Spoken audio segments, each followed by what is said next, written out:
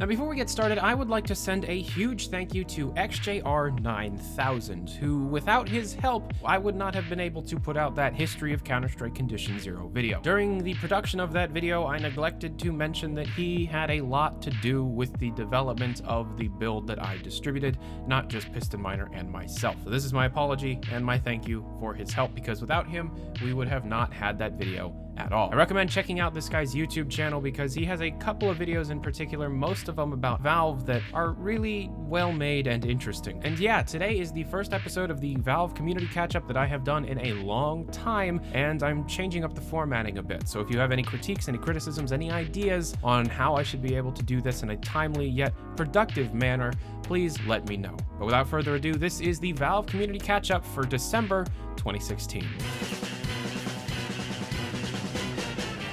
It has been over 4 years since the initial release of Black Mesa, and since then we have been told that what we have is only part of the experience. Black Mesa, being a Half-Life remake, hasn't been complete due to this, and over the last 4 years it was one of the largest mysteries in the Valve community. However, due to recent events, it seems that the unknown nature behind Zen is no more, as on the 22nd of December the Black Mesa team published the first ever look at Zen in the form of a screenshot. This is Black Mesa's take on Zen. There is no info on its release. However, leading up to this screenshot, the Black Mesa team did publish pictures of the size of the current Zen maps compared to the size of the original Half-Life. I have a feeling that Zen is closer than most think, and the Crowbar Collective is taking a few cues from Valve when it comes to hyping up a community. Possibly even better than Valve does it, honestly, as any real content is better than nothing. The TF2 and CSGO fans were lacking substantial updates this year. Counter-Strike in particular really needs some balance work, and we mostly got cosmetic changes. And many wish to go back to the 1.6 days again. It was much simpler back then. Well, you kind of can, because released in beta on Christmas of this year is Counter-Strike Classic Offensive. This Counter-Strike Global Offensive mod aims to recreate the look and feel of 1.6 and Counter-Strike Source. Zool Smith, the mod's creator, has been busy at work with this mod for over a year and has been showing off updates on his YouTube channel during the development period. Now, although Zool himself has stated that the mod will never be a 100% recreation of 1.6 or Counter-Strike Source, it is instead a great place for people to play the Counter-Strike in a much simpler and vintage form. Imagine if you took the feeling of 1.6, the look of Source, and mixed it into the Global Offensive engine. That's CSCO. Playing the mod does invoke many retro feelings with some added flair with its modern design, similar to the recently released Poke 464 Anniversary Edition, with the 15th anniversary of the original mods releasing passing on the 21st of December. Now, this mod and its sequel, Vendetta, have been repackaged to work with all modern Steam and Half-Life changes, complete with an optional HD reskin pack. This, in my opinion, is one of the Gold Source classics, and is highly recommended to anyone who likes Half-Life or Half-Life mods. Both games combined are around 4 to 6 hours depending on how you play, so please check it out if you have the time. The HD pack in particular is quite impressive as Gold Source games go. However, what really blows that out of the water was the recently released Half-Life arrangement tech demo, showing off exactly what the engine is made of in the right hands. Everything you are seeing right now is in Half-Life 1's engine. This demo has a few linear sections and test maps to show off all the amazing work done. I really recommend checking this out, especially if you are into how engines are coded. It's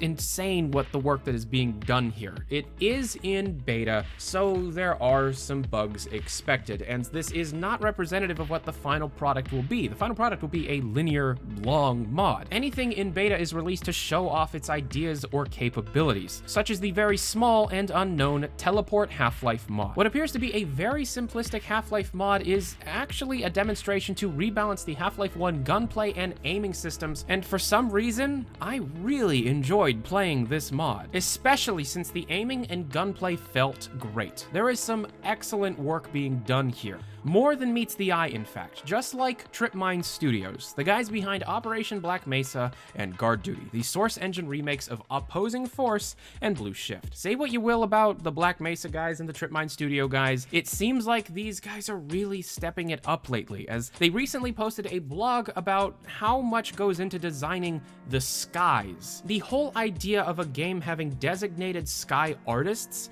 makes me think that this mod is in the right hands and will probably be a great game once released. It is just a waiting game, one of many of us Valve fans have had to deal with. Half-Life 3, remakes, Left 4 Dead 3, someone making a full-featured Half-Life 2 beta mod. I mean, so many teams have come and gone over the last 15 years trying to create a Half-Life 2 beta mod, and I recently had a conversation with the lead devs of one of those mods, Half-Life 2 Abyss, a mod that attempts to recreate a story heavily inspired by Half-Life 2's beta and the story told in the coffee table book Raising the Bar. The mod is only about 5%, according to the devs, but their approach is a bit different. Quote, "We are not sticking completely to the story vignettes seen in Raising the Bar. Changes will be made and things are planned to be made from scratch to bridge the gaps between fixed up leaked maps. Only with one problem. They are in need of teammates really badly. So if you are fluent in the Source engine and want to work on a Half-Life 2 beta project, contact Alex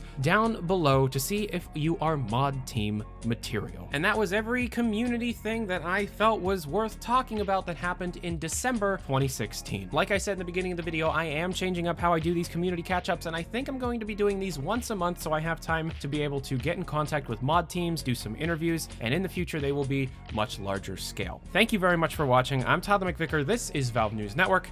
Have a good day. Adios.